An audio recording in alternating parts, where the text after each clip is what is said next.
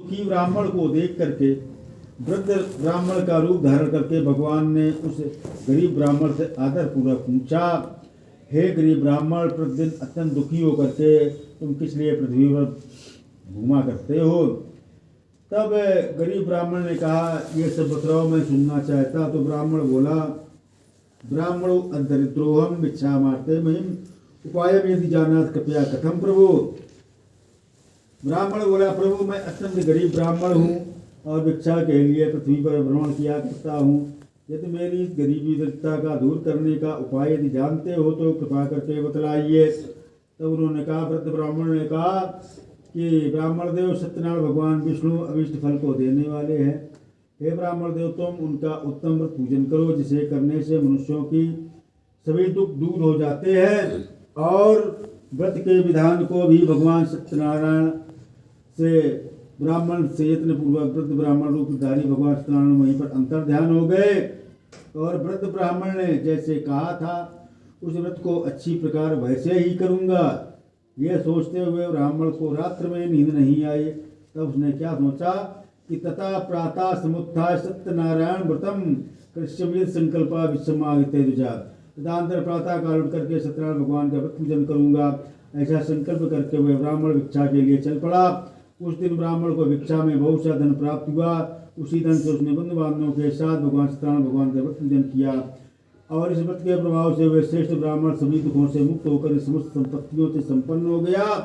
उस दिन से लेकर के प्रत्येक महीने उसने ये व्रत पूजन किया। इस प्रकार भगवान सत्यनारायण के इस व्रत को करके श्रेष्ठ ब्राह्मण भी सभी पापों से मुक्त हो गया और उसने दुर्लभ मोक्ष पद को प्राप्त किया। हे विप्र, पृथ्वी पर जब भी कोई भी भक्त व्यक्ति मनुष्य भगवान सत्यनारायण भगवान का व्रत करेगा, भगवान कहते उसी समय उसके सारे कष्टों का निवारण करेंगे।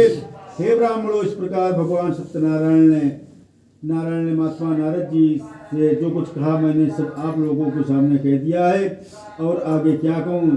तब उन्होंने ऋषियों ने कहा, हे मुनि, पृथ्वी पर उस ब्राह्मण से सुने हुए इस सत्यनारायण भगवान के व्रत का जिसने किया है वह सब हम सुनना चाहते हैं। उस व्रत पर हमारी श्रद्धा हो रही है, आप सब कुछ बतलाइए। तब सूत जी बोले, हे मुनियों, पृथ्वी पर जिसने ये व्रत किया है उसे आप लोग सुने कि एक बहादुर श्रेष्ठ अपनी धन संपत्ति के अनुसार बंधु बांधवों के साथ परिवारिक जनों के साथ व्रत करने के लिए तैयार हुआ। इसी बीच एक लकड़हारा आया, लकड़ी का गट्ठा रख करके उस ब्राह्मण के घर में गया।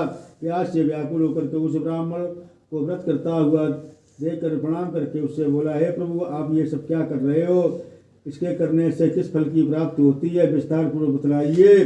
तो उन्होंने कहा कि हे विप्र, ये सत्यनारायण भगवान का व्रत है जो कि सभी प्रकार की मनोकामनाओं का पूर्ण करने वाला है। उसी के प्रभाव से मुझे ये सब धन धान आदि प्राप्त हुआ है। भगवान सत्यनारायण के पूजन का प्रभाव है। तो जल पी करके प्रसाद ग्रहण करके हुए नगर की ओर चला गया। लकड़हारा सत्यनारायण के लिए मन में ऐसा सोचने लगा भगवान के प्रति कि आज लकड़ी बेचने से जो भी धन प्राप्त होगा उस धन से मैं भगवान सत्यनारायण भगवान का शेष व्रत पूजन करूंगा। तो भगवान की लकड़हारे के ऊपर बहुत बड़ी कृपा दया दृष्टि हुई और इस प्रकार मन से चिंतन करता हुआ लकड़ी का गट्ठा सर पर रख करके उस सुंदर नगर में गया जहाँ पर धन संपन्न लोग रहते थे और उस दिन उसने लकड़ी का चौगुना धन प्राप्त किया। बोला कि इतना धन कभी प्राप्त नहीं हुआ। तब उसने कहा प्रसन्न होकर के, तथा प्रसन्न हृदयाश्वक्कम कदली फलम शर्करा घृतम गोधूमत चूड़कम। और तदंतर प्रसन्न हृदय होकर पके पके केले का फल, शक्कर की दूध, गेहूं का आटा सवाया मात्रा में लेकर के अपने घर गया। तत्पश्चात उसने अपने बंधु बांधवों को बुलाकर विधि विधान से भगवान सत्यनारायण भगवान का पूजन किया। उस व्रत के प्रभाव से धन पुत्र से संपन्न हो गया और इस श्लोक में अनेक सुखों का उपभोग करके अंत में सत्यपुर वैकुंठ लोक को चला गया। इतिहास मुच्चय सत्यनारायण कथायाम। बोलो द्वितीयोध्याय। बोलो सत्यनारायण भगवान की जय। बेटा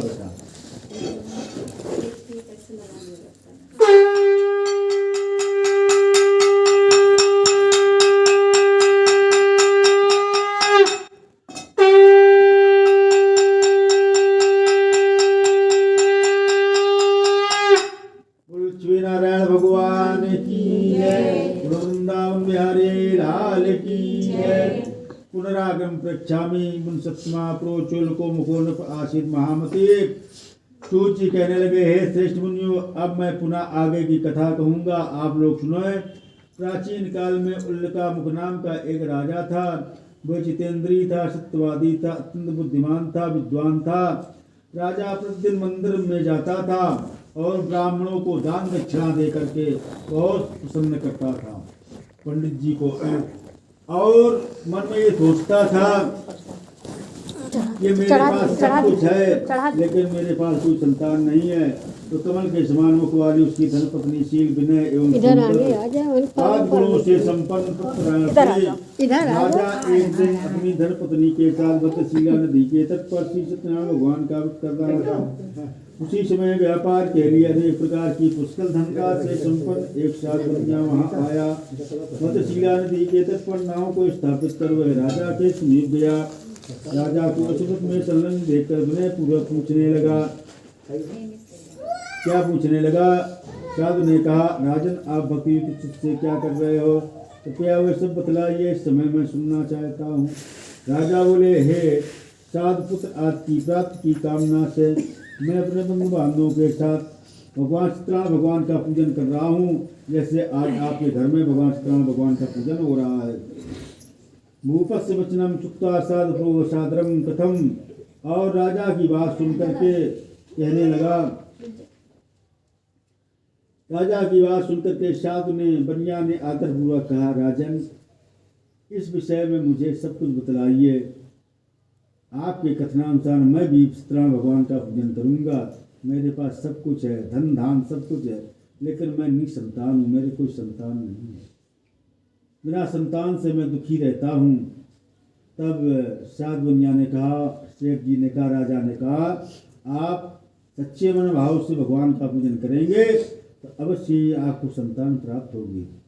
और तब ऐसा विचार कर व्यापार से निवृत्त होकर के आनंद पूर्वक अपने घर आया बनिया, और उसने अपनी पत्नी स्त्री से संतान प्रदान करने वाले सत्यनारायण भगवान के व्रत को विस्तार पूर्वक बतलाया। कहा कि जब मुझे संतान प्राप्त होगी मैं सत्यनारायण भगवान का व्रत पूजन अवश्य करूँगा। इस प्रकार साध की स्त्री ने, भार्या ने, लीलावती ने कहा, चलो भगवान का सत्यनारायण भगवान का पूजन कर लिया जाए। तो एक अस्मिन दिवसे तस्य भार्या लीलावती सती। और एक दिन उसकी लीलावती नाम की सती साध्वी पति के साथ आनंद चित्तकालीन में धर्माचरण प्रवृत्त हुई और भगवान श्री सत्यनारायण की कृपा से उसकी वह भार्या गर्भवती हुई और 10वें महीने उससे कन्या रत्न की उत्पत्ति हुई। शुक्ल पक्ष के चंद्रमा की बात दिन पर दिन बढ़ने लगी। उस कन्या का नाम कलावती रखा गया। इसके बाद एक दिन लीलावती ने अपने स्वामी से मुद्रवाणी से कहा, आप और हमने पूर्व बहुत पहले हमने भगवान सत्यनारायण भगवान के प्रसाद पूजन को माना था, तो भगवान सत्यनारायण भगवान का पूजन कर लिया जाए। तब उसने कहा, सात बनिया ने कहा, देखो बेटी का जन्म हुआ है, बेटी के जन्म के समय हमने ब्राह्मणों को बहुत दान दक्षिणा कर दिया है। अब हमारे पास धन नहीं बचा है और बिना धन से धर्म भी नहीं होता है। तब उसने कहा, सात बनिया ने कहा कि हम इसके विवाह के समय करेंगे। विवाह समय तस्याम कृष्यामि व्रतम प्रिय इत भार्या समागतम जगाम नगरम पते तथा कलावती कन्या व्रते पुत्रमेश ने। तब सात बनिया ने कहा, इसके मैं विवाह के समय सत्यनारायण भगवान का व्रत पूजन करूंगा। इस प्रकार अपनी पत्नी को भली बात आश्वासन देकर के व्यापार करने के लिए नगर की ओर चला गया। इधर कन्या कलावती भी पिता के घर में धीरे धीरे सयानी होने लगी। धर्म के साधु ने नगर में सखियों के साथ किला करती हुई अपनी कन्या को विवाह के योग्य देख करके आपस में मंत्रणा करके कन्या विवाह के लिए श्रेष्ठ वर का अवशेषण करो ऐसा दूत से कहकर शीघ्र ही भेज दिया। उसकी आज्ञा प्राप्त करके दूत कांचनपुर नामक नगर में गया। वहाँ से एक बनिया पुत्र को लेकर के आया। उस सात बनिया ने बनिया पुत्र को सुंदर गुणों से संपन्न देख करके अपने जात के लोगों के साथ बंधु बांधवों के साथ संतुष्ट विधि विधान से विवाह कर दिया, कन्यादान कर दिया। कहा भी गया है, दान तो बहुत लोग करते हैं और आज भी दान खूब लोग बात कर रहे हैं, लेकिन कोई वस्त्र दान करता है, कोई स्वर्ण दान करता है, कोई गौ दान करता है, कोई भूमि दान करता है, कोई अन्न दान करता है, लेकिन सबसे बढ़कर के कन्यादान श्रेष्ठ माना गया है। जिसने कन्यादान कर लिया उसका जीवन धन्य हो गया। तो उस जिस दिन विवाह होना था उस दिन सेठ जी की स्त्री ने कहा लीलावती, चलो सेठ जी, आज बेटी का विवाह हो रहा है, सत्यनारायण भगवान का पूजन कर लिया जाए, आज बारात आ रही है। तो फिर सेठ जी अपनी पत्नी को समझाने लगे, देखो बेटी के विवाह में कितना धन खर्चा हो रहा है, आप तो सत्यनारायण भगवान का पूजने चिल्ला रही हो, लेकिन भगवान सब देख रहे हैं। तब भगवान ने भी बहुत कुपित होकर के उस सेठ जी को बहुत बड़ा श्राप दे दिया, तो भागवस्तेन स्मृतम।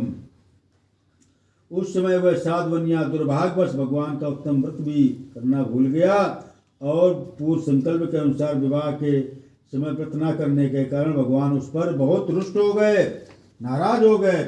कुछ समय के पश्चात उस अपने व्यापार कर्म में कुशल वह साधु वन्याकाल की प्रेरणा से दामाद समेत व्यापार करने के लिए समुद्र के समीप स्थित रत्नपुर सार नामक नगर में गया और उसने श्री संपन्न दामाद के साथ व्यापार करने लगा। तदंतर वे दोनों राजा चंद्रकेत के सुंदर उस नगर में गए। उसी समय भगवान श्री सत्यनारायण ने उसे बहुत भ्रष्ट देख करके उसे दारुण और कठिन महान दुख प्राप्त होगा ऐसा श्राप दे दिया। भगवान ने दे दिया, जाओ, अभी तक तुमने हमारा पूजन नहीं किया है। आपकी स्त्री बार बार समझा रही है कि चलो भगवान नारायण का पूजन कर लिए आ जाए, संतान भी हो गई, विवाह भी हो गया, सब कुछ हो गया, अभी तक आपने हमारा पूजन नहीं किया। तो एकस्मिन् दिवसे राज्ञो धर्मदया तस्करा तत्रैव चागतो वाणिज्यो संस्थितो। तो आगे चल करके क्या होती है सेठ जी की दशा कि एक दिन एक चोर राजा चंद्रकेत के धन के चुरा करके वहीं आया जहाँ दोनों बनिया ससुर और दामाद अपने रत्नों का क्रय विक्रय कर रहे थे, व्यापार कर रहे थे। पीछे से दौड़ते हुए दूतों को, सिपाहियों को देख करके भयभीत धन वहीं छोड़ करके चोर छिप गया। इसके बाद राजा के दूत, राजा के सिपाही आ गए जहाँ पर ससुर और दामाद दोनों व्यापार कर रहे थे। राजा के धन को देख करके उन सिपाहियों ने दोनों बनिया पुत्रों को बांध ले आए कि हो सकता है कि इन्हीं दोनों ने हमारे राजा के महल में चोरी की हो।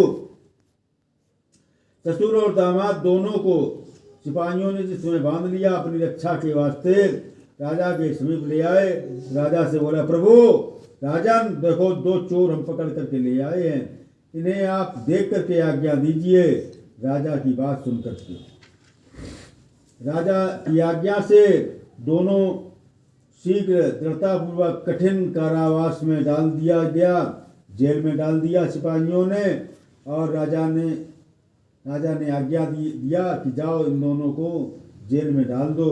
भगवान सत्यनारायण की माया से उन दोनों की बात नहीं सुनी गई। राजा चंद्रकेत ने उन दोनों को धन ले लिया और उन भगवान के श्राप से बनिया के घर में जो भी था उसकी भार्या भी अत्यंत दुखी हो गई और उसके घर में सारा का सारा जो भी धन था वह चोरों ने चुरा लिया।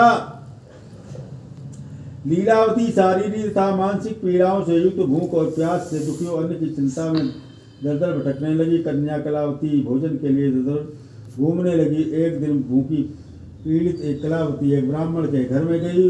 वहां जाकर के उसने सत्यनारायण भगवान के पूजन को देखा। वहां बैठकर उसने कथा सुनी और वरदान मांगा। तदंतर प्रसाद ग्रहण करके वह कुछ रात होने को घर आ गई। तब उसने कहा, माता लीलावती ने कि कलावती कन्या प्रेम पूर्वक पूछा, पुत्री इतनी रात हो गई है, रात के 12-1 बज रहा है, तुम कहाँ रुक गई थी, तुम्हारे मन में क्या है? कलावती ने कहा, माता जी नाराज मत हो। कन्या ने तुरंत माँ से कहा, मैंने एक ब्राह्मण के घर में भगवान सत्यनारायण भगवान का पूजन हो रहा था, वो मनोकामना प्रदान करने वाला पूजन था। ऐसा जिस समय देखा, कन्या की उस बात को सुन करके बनिया की भार्या कहने लगी, मैं भी सत्यनारायण भगवान का पूजन करूंगी, अवश्य करूंगी। भार्या व्रत करने के लिए तैयार हुई। प्रसन्न मन उस साध्वी ने बंधु बांधवों के साथ श्री सत्यनारायण भगवान का व्रत पूजन किया तथा इस प्रकार प्रार्थना की कि भगवान आप हमारे पति व जमाता के अपराधों को क्षमा करें, दोनों अपने घर ही शीघ्र आ जाए। इस व्रत से भगवान सत्यनारायण पुनः संतुष्ट हो गए और नवश्रेष्ठ चंद्रकेतु को स्वप्न में दर्शन दिया। जाओ, स्वप्न में नवश्रेष्ठ को प्रातःकाल जिस समय दर्शन दिए,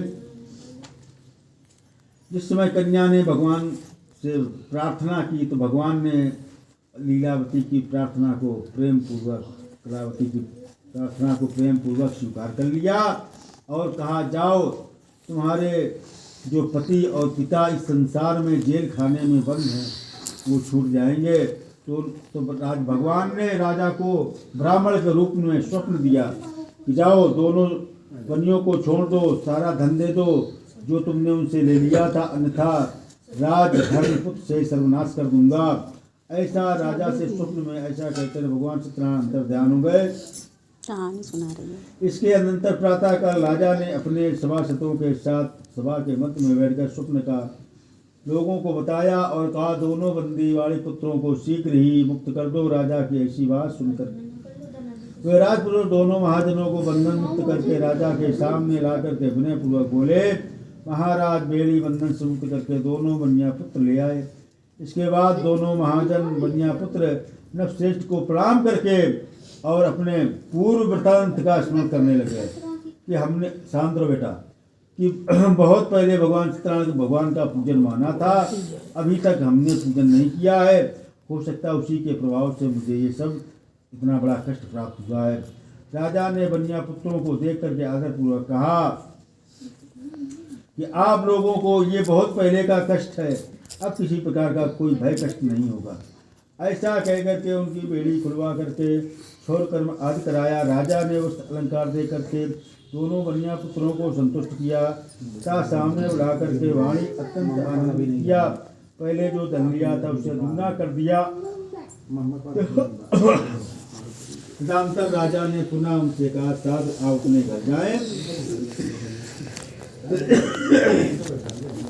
राजा को प्रणाम करके आपकी आज्ञा से कृपा करके हम अपने देश को जा रहे, ऐसा कह करके दोनों महावैश्य अपने नगर की ओर प्रस्थान किया। इतिहास कथायां पुरुषोत्तम सत्यनारायण भगवान की।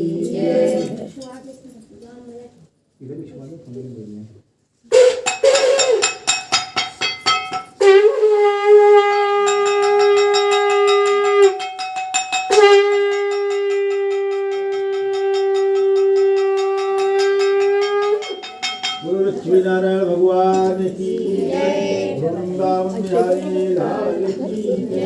नहीं, बैठी हैं, बैठी चटाई में है। नहीं, चटाई में बैठी। यात्रायाम कृतवान साधुमंगलायाम धर्मदेव्यो स्वानमः। और सूत जी बोले, साध बनिया मंगलाचरण कर ब्राह्मणों को धन दे करके नगर की ओर चल पड़ा। भगवान सत्यनारायण की सत्ता की परीक्षा के विषय में जिज्ञासा करने लगे, कहने लगे, साध बनिया तुमने 12 वर्ष जेल में कष्ट भोगे हैं,